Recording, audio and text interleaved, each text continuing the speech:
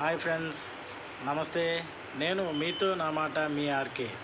నేను ఈరోజు ఆంధ్రప్రదేశ్లోని ఐసి ఏపీ ఐఐసికి నేను మా ఫ్రెండ్ని కలవడానికి వెళ్ళాను. ఆఫీస్ ఎదురుగా కానీ గార్డెన్ ఉంది, అసలు మామూలుగా లేదు, మత్తిపోయింది. అందులో నేను అసలు అరగంట సేపు ఆడుకున్నా, చిన్నపిల్లని అయిపోయినా, అంత బాగుంది ఫ్రెండ్స్.